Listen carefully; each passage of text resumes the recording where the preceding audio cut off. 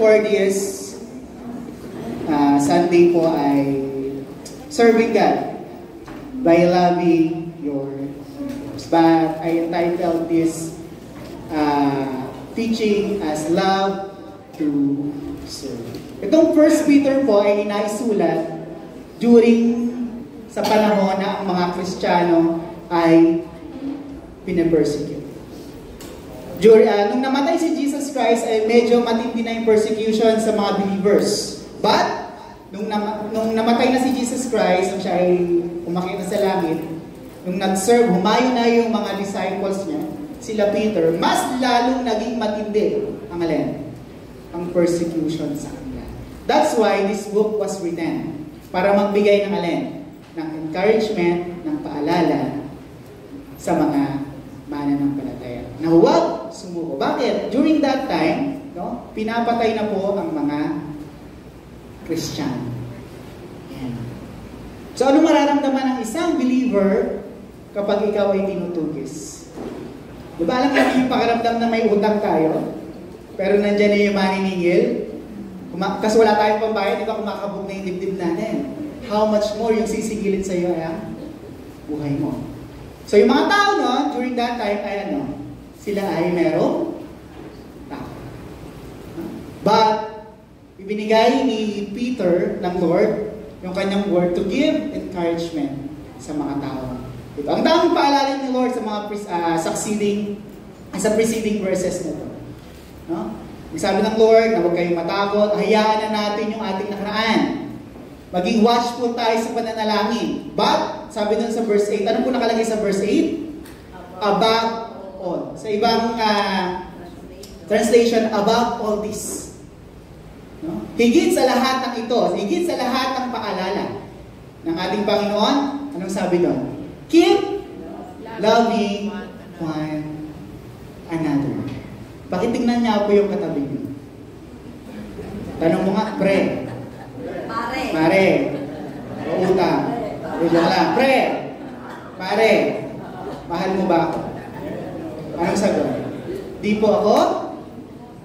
Sigurado. Tama? Kilala mo ba yung katabi mo? Sabi kasi doon, keep loving one another earnestly. But the question is, dito sa simbahan, yung katabi po ba natin? Kilala natin. Amen. Mahirap magmahal na hindi natin kakilala. But, ang Lord nagtuturo pa rin at tulungan natin yung mga strangers. Tama po ba? So sabi doon, above all, keep loving one another earnestly. Hindi lang basta sinulat ni Peter, love one another. Merong adverb na nakalagay na earnestly. Bakit? Kailangan ng mas marugdog na suporta ng bawat isa during that time. Bakit? Sino pa ba yung magtutulungan? Sila-sila lang yan. Okay po? And sabi doon, since love covers a multitude of sins. Tingnan mo ulit yung katabi mo.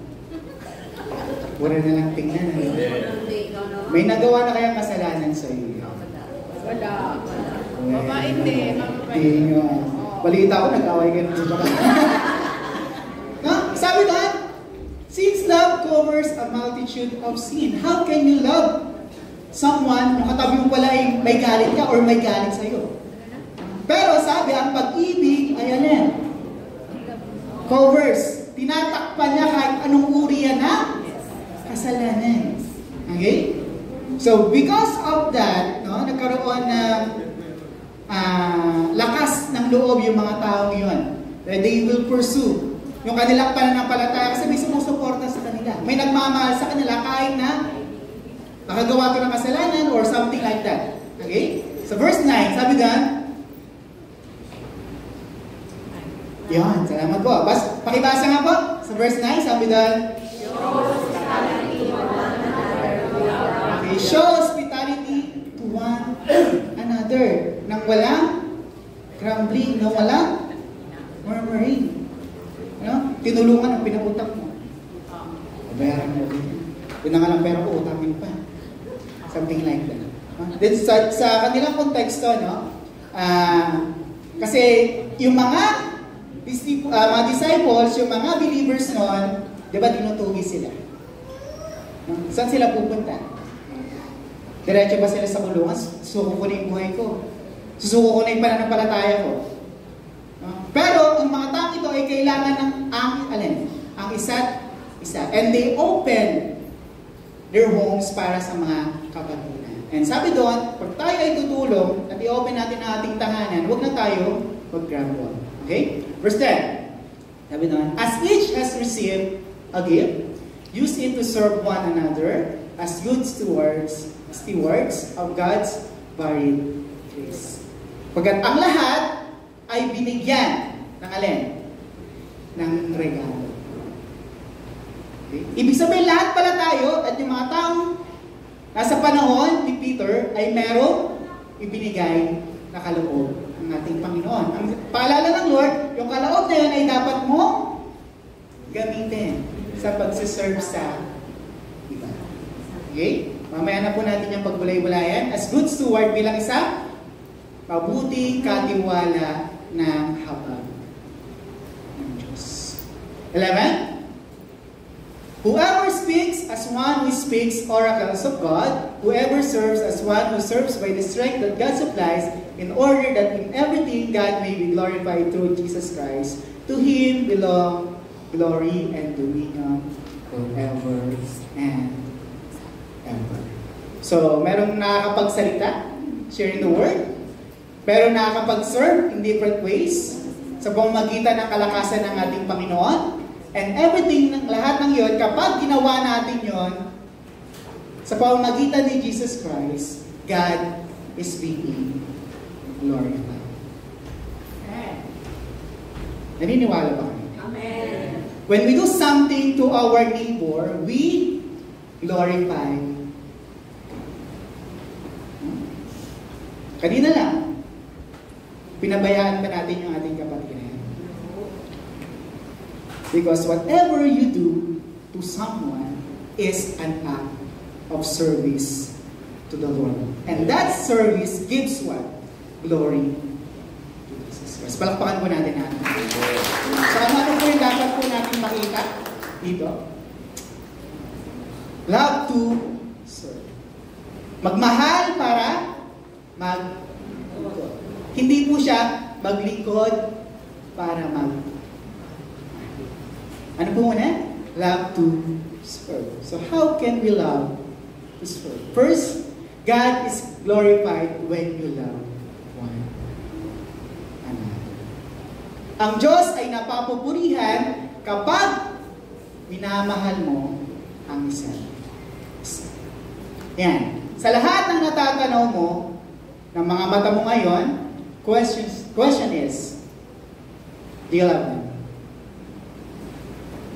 Ako na nakikita nyo ngayon, do you love me? Yes. Or do you hate me? Love you. Sabi doon, God is Lord. Pag minahal niyo ako, ang Diyos ay napaparangalan. Kapag minahal ko kayo, ang Diyos ay napapapurihan, napaparangalan. Kapag minahal niyo yung katabi niyo, nag-glorify ang ating Panginoon. Tingnan po natin. Next. Love one another means loving your family. Have you experienced na nagkaroon ka ng lubos na galit sa magulang? Lubos na galit sa kapatid mo. Lubos na galit sa kambal mo. Lubos na galit. Hindi pa naman kami nagsapakan. Wala siya ngayon dito kaya free ako magsalita. Yan, nagpapasalamat ako kasi yung kapatid ko, inatid nila sa airport. Yan, kasi tatrabaho na yung kapatid ko babae. That's why yung pamilya ko ay wala dito. Sana lang kasi hindi ako kasama. Pero dahil mahal ko kayo,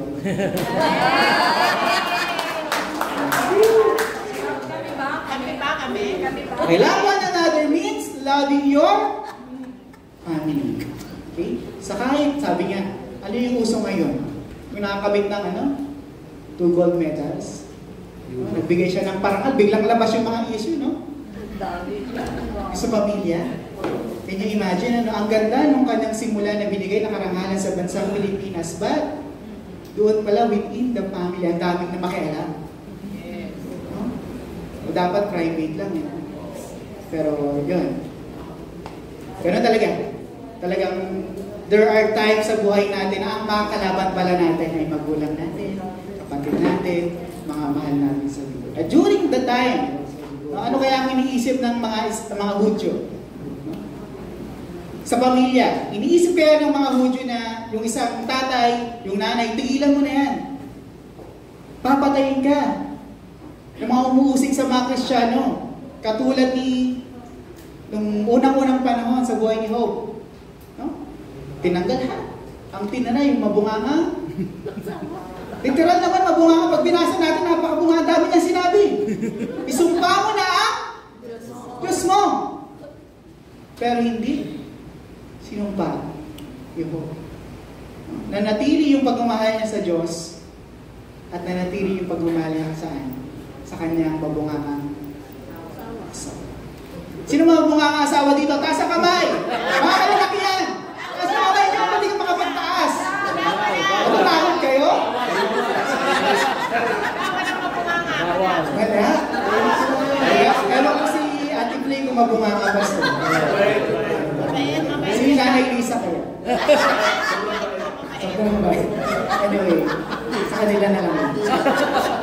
So yun, love one another means loving your family together with your friends. Okay, kapag ang tunay na nagmamahal na kaibigan, hindi ka niya itoto. Okay? Kapag, kwento ko lang ulit, during my college days, way back 19, sabi ng barkada ko na, hindi makukumpleto ang buhay mo kapag hindi mo naranasan ang lahat ng mission. No, God completes my life. Naniniwala ba kayo? So, ang kaibigan, kapag tayo ay tinotolerate in doing bad things, that is not a true. Hindi ganyan tunay na mahal. Pero kapag pinagsabihan ka niyan na huwag mong gawin to, kahit alam mong masasaktan siya, sasabihin bakit mahal mo. Amen? So, love one another, love your family, love your friends, love your community. Paano gumahal sa ating komunidad? Naging ano na tayo, no? Sociology. Paano? Maging isang mabuting mamahal. Huwag tumawid dito. Tawid. Bawal mag-U-turn. Bawal manigarilyo dito. No? Bawal, so on and so forth. Ang dami. Ang daming bawal, pero kasi masarap ang bawal. Masarap ang bawal. Pero wow. No? Loving our community in little things that we do, no? It gives glory to the Lord. One time, galing ako trabaho, pagod ako. Pero pagsakay ko ng jeep, may mas pagod ko pala sa akin. Estudyante, mas kasi laki ni Pastor Robert. Tulog siya sa balikat ko. Ano gagawin ko dito? Pinicture ako pa nga. And sa little thing na ginagawa natin, ano? May natutuwa pala sa taas. Di mo man ipagkalat ng lahat ng bagay na ginagawa mo sa iba. Nakikita yan namin. Because God sees that God is being glorified. Amen? Loving your community and even your enemies. Ano yung sa asawa ngayon? Yung ano? Seminar? Buhatin mo, walang laglagan. Walang laglagan? Buhatin mo naman ako. Ano ba? Nilalaglag niyo ba? Parang mabigat na. No? So sometimes, ito yung pinakamahirap talaga na gawin. Yung pag sinampal ka, ang sabi, ibigay mo ang kabila.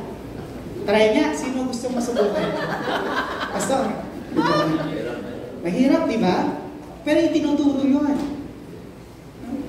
Pag nagawa natin na hindi natin gantihan yung mga kaaway natin, nag-glorify, amen. Pero huwag naman tayong magmukhang kawawa, ano? Ipakita lang natin na tayo ay Kristiyano na hindi tayo pa-galing. Kasi may Diyos tayo na hari naman ng katagumpayan. Pero kailangan maging humble pa rin tayo. But, sabi nga, every rule has what? Exception. Hindi naman sa lahat ng pagkakalam. But, hanggat kaya nating magpigil, magpigil. Amen? Palakpakan nga natin si Lord. Another, love earnestly.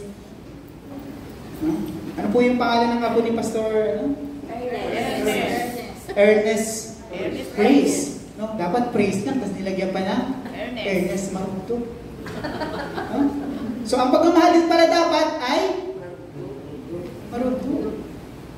Kasi, sabi nga dun sa context, kung babasahin natin, we are in the last days.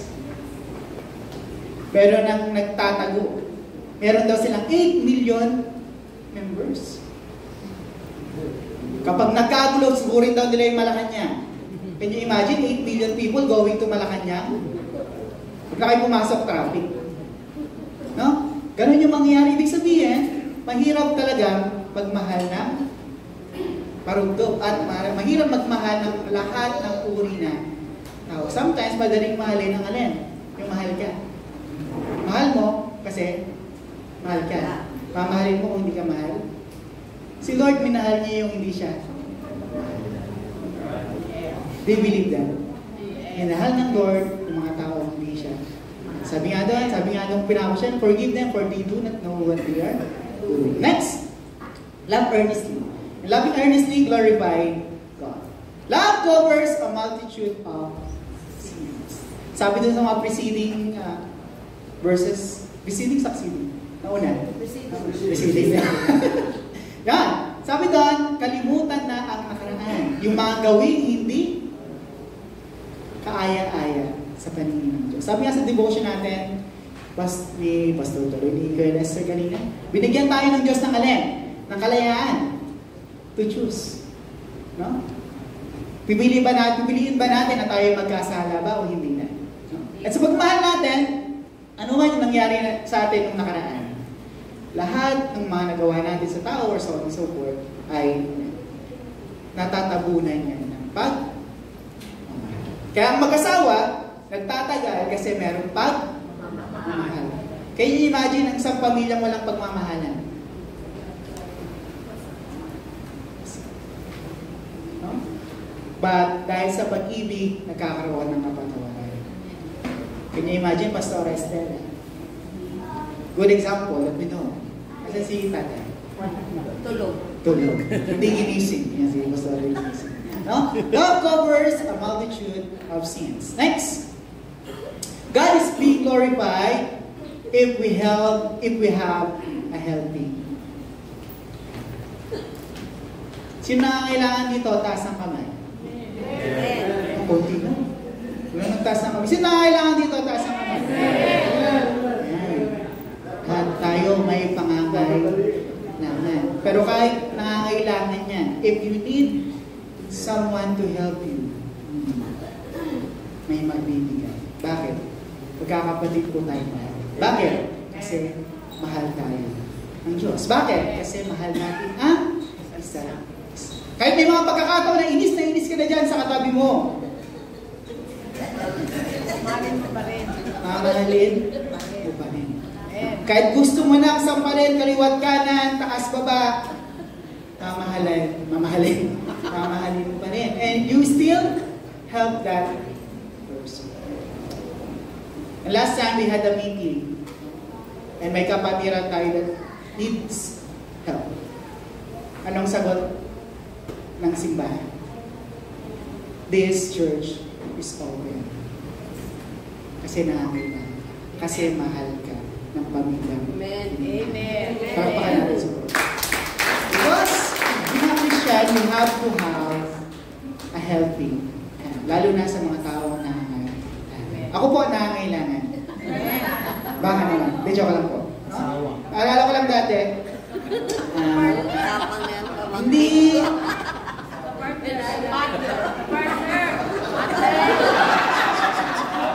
Before, after 4th year, nag-exam ako sa PUP, but I did not qualify. Di po, tawag nun? Pupset. Yan, kabatch ka si Ate Sarah. No? Pupset, hindi ako nakapasa. And nagkaroon ng probationary examination. Pag nakapasa ka doon, pwede kang mag-enroll. Kaya lang wala akong pera. Sobrang hirap ng aming buhay dati. Wala akong pera pang bayad doon sa examination. Worth 750 pesos. Ang 750 pesos noon ay malaki na. Makakabili ka na ng sasakyan. Joke lang. Malaki na yung value nun. Kasi ang bawa namin during that time, high school, 10 pesos. No? So, 750 ang laking value na nun. So, kukunin nyo. May kapatiran tayo dito. Nandito ba siya? Sa katauhan niya, Ate Bernadette Santa Maria. Siya yung...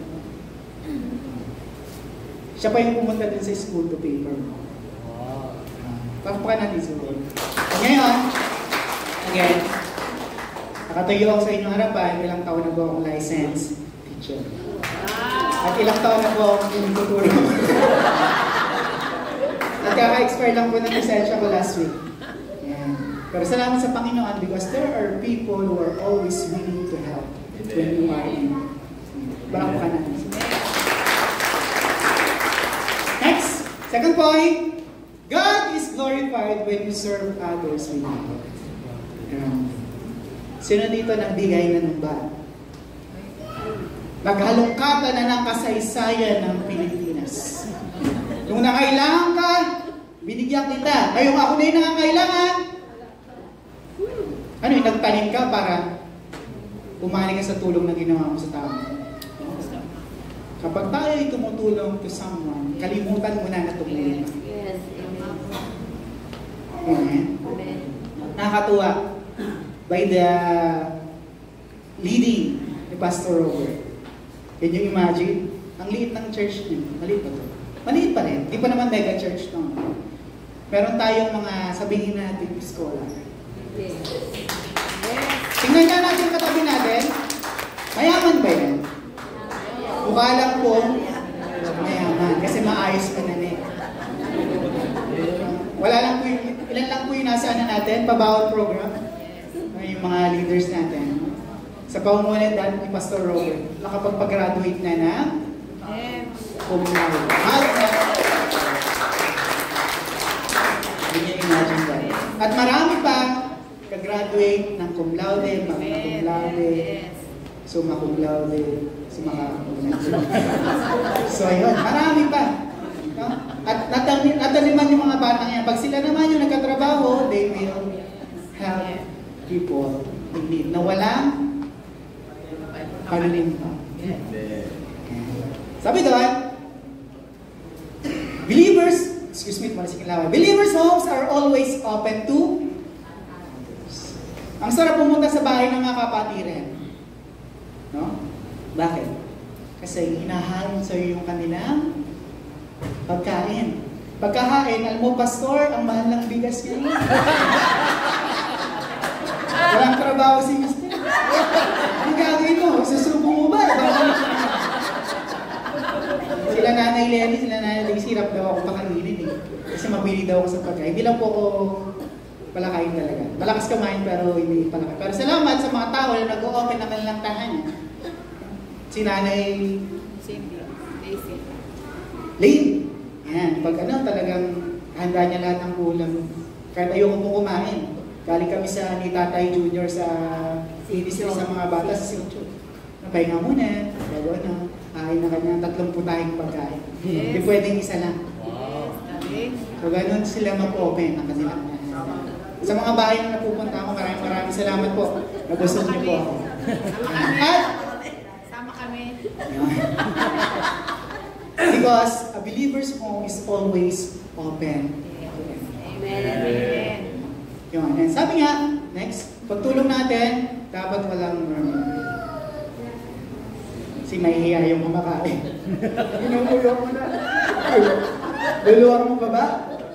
Anyway, wala naman dito yan. Amen? Amen. Hindi ka sure. So next. Meron pa po ba sa second point? Wala na. Anyway, sabi dun sa pangalawa, God is glorified when we serve others with love. Okay lang sa magkakaibigan yan. Tropa-tropa. No? Yung mga ganyan-ganyan. Pero hindi naman by heart yun. No? Ito mga tropa dito eh. Welcome po sa gawain ko ng ating Panginoon. Welcome po sa tatlong linggo natin na silang nakikita. Welcome po kayo. So, third, God is glorified when you see your gifts. Tama ba? God is glorified when you use, your gifts to minister. Malawak po ang gawain ng ating Panginoon. No? Ang ating mga pastor, saan nagpupunta? Pambihira. No? Can you imagine tumupunta ng ibang bansa? Sabi nga, hindi mega church yung church natin. Pero nakakapunta sa rin ng ibang bansa because of the glory of God. Punta sa Leyte, punta sa Bicol, punta sa Aurora, kung saan-saan napunta, at kung ano-ano kinakain, kaya sumasakit. Kaya na naman, every time na tumatayo na. Anyway, God is being glorified because they are using their gifts to minister to people. So, let's support them. Sabi doon, be a good steward or steward that manifolds God's gifts. May nabasa po ako. Sa isang Kristiyano na hindi nagmamanifest ang habag ng Panginoon, yung paniniwala mo, useless. Ang galing mong magsalita sa harap, ang galing mong tumugtog, ang galing mo lang. No? Pero, yung habag ng Diyos, hindi nagmamanifest sa'yo. Useless. Although, hindi tayo maliligtas sa pamamagitan ng mabuting gawa, pero, ang kaligtasan na ibinigay ng Diyos, magkakaroon niya ng produkto. Ano yung produkto? Yung pagtulong sa iba. Na maramdaman ng iba na ang Diyos ay may awa sa kanila, sa pamamagitan at sa pamamagitan ng ating Panginoon. So, be a good steward of God's that manifolds God's grace. Next, speak with the truth. Yan po yung ginagawa ng ating mga pastor. Because they have given, they were given the gifts to speak the oracles of the Lord. Ginagamit nila dahil mahal nila. Why? Ano ba ang laman ng salita ng Diyos? Truth. Kalig. At sa truth na yun, merong kalig.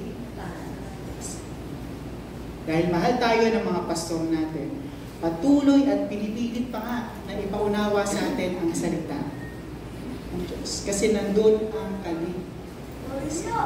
Kay Kristo. Kung hindi tayo mahal ng mga yan, hindi yan mag-i-stay dito ng matagal. If we're going to balikan yung history niya, ano yung tsura na ito dati, although hindi ko nakabutan. Ilan lang po kayo, pastor, dati? 6. Kaya bilangin mo sa pamagitan mo ng kamay at tao mo, yung mga nandito sa loob. Nakatiles po ba ito dati? Walang po. Wala. Rakpo. Pwede. But they had spoken the truth. Kaya dumami yung tao dito. Kasi totoo ang sinasabi. Amen? Naniniwala ba kayo sa akin? Sa akin talaga. Naniniwala po ba kayo sa salita ng Diyos? Amen. That's it. Because our pastors speak the truth. Because they love you. And when we use the gift of speaking in front of you, God is being glorified. Amen? Palakpakan natin si Lord. Next. Serve with the intention of glorifying Jesus Christ. Huwag kang maglingkod para sumikat ka dito sa stage. Huwag kang maglingkod para marami kang matanggap na pera. Tanggapin natin ang isa't isa. Mga pastors, malaki po ba natatanggap natin? May sweldo po ba tayo? Wala. Allowance, meron. Pero sweldo ay? Pero sa ibang church, meron sila? Can you imagine, meron kaming dati, sa dati namin church, invite po sana namin mag-speak. Artista siya dati. Ang kanyang talent fee, pag mag-speak siya sa anniversary na, 50 pesos. Ang paglilingkod pala, pinipresyohan. No? Hindi. But, tayong mga lingkod ng Diyos, tayo ay naglilingkod to glorify Jesus Christ, not ourselves. No? Kahit na maraming naiinis sa'yo, kasi ang gara ng forma mo, parang mayabang ka lang. No? Pag nagsasalita ka, parang lagi nag-uutos. Parang lagi kang galit. No? Pero huwag nating pansinin. At marami din naman na natutuwa sa'yo. Ang laki na ng tenga mo, ang laki na ng ulo mo, kasi ang dami nilang sinasabing compliment sa'yo.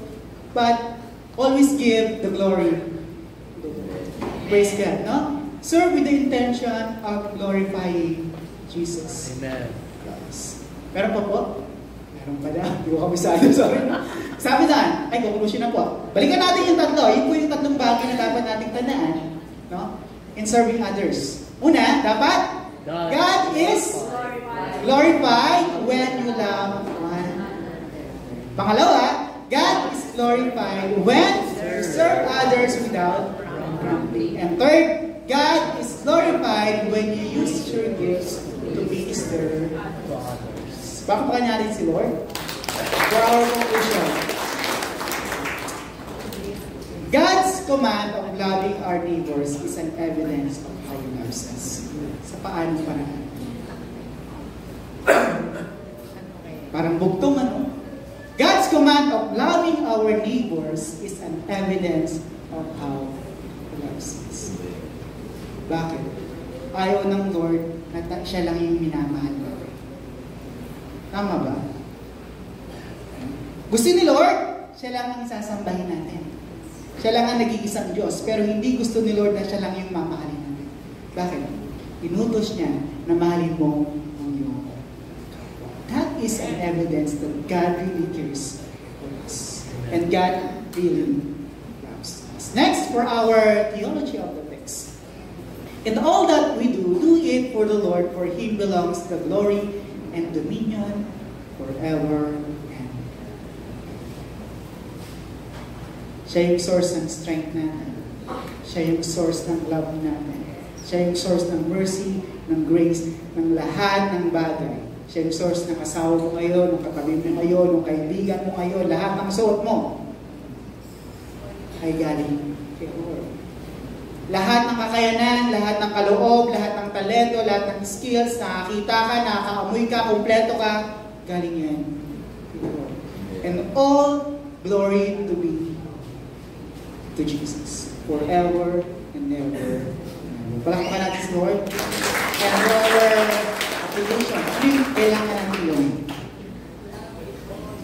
Love because God wants us to love. Moreover, Christians must. Ang Kristiyano, nagmamahal.